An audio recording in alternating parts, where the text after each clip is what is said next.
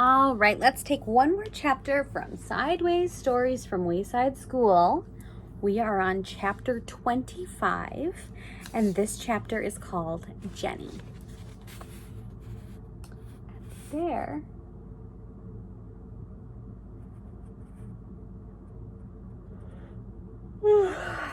is Jenny. Jenny came to school. On the back of her father's motorcycle. She was late.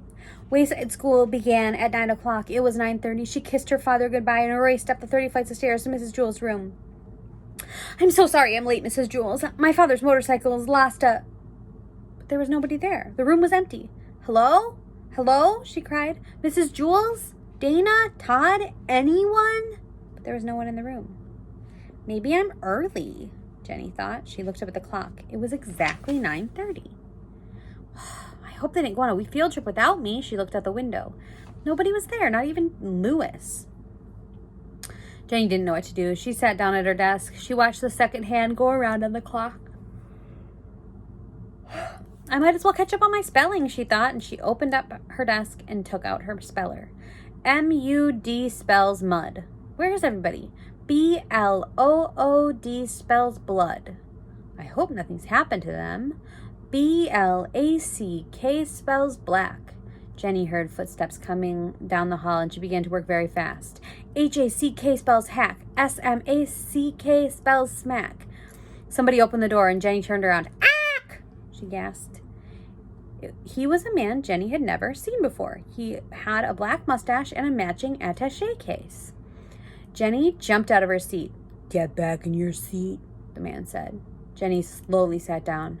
The man walked over and sat down in Dana's seat facing Jenny. He opened his attaché case and removed some papers. "What is your name?" he asked her. "Jenny," Jenny whispered. "Jenny?" the man repeated, as if he didn't believe her. "Well, actually, it's Jennifer. Jenny for short," said Jenny. "I see," said the man, and he took the speller from Jenny's desk. Jenny's name was written across the top. He put the speller in his attaché case.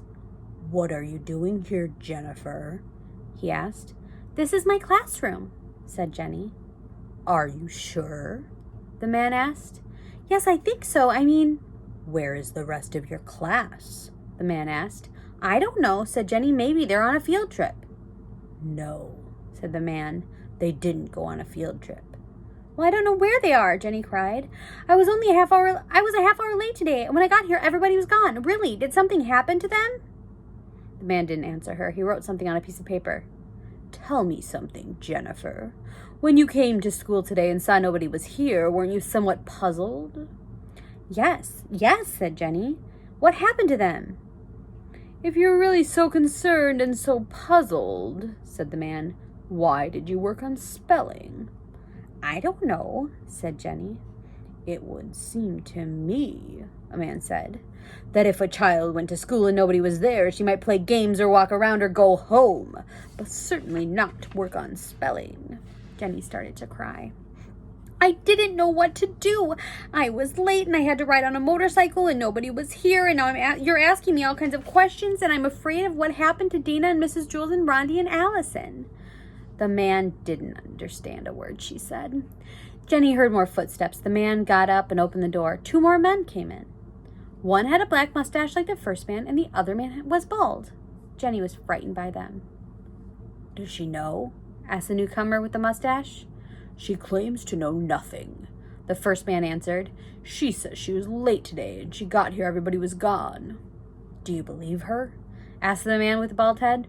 "I'm not sure. She was working on her speller when I walked in." And he reached into his attaché case and took out Jenny's speller, and he handed it to a man with a bald head. The bald man read Jenny's name across the top of it. "Tell me, Jenny, why are you the only one here?" "I don't know," said Jenny. "Has this ever happened before?" he asked. "No, never," said Jenny. He gave Jenny her speller. "Put this inside your desk." Jenny put it away. "I'm satisfied," said the man with the bald head. "Okay, Jennifer," said the first man. "You may go now." And Jenny got out of her seat.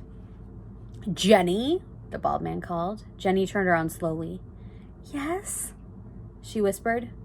Next time, don't come to school on a Saturday. That one was all spooky, but the truth is she just went there on a weekend.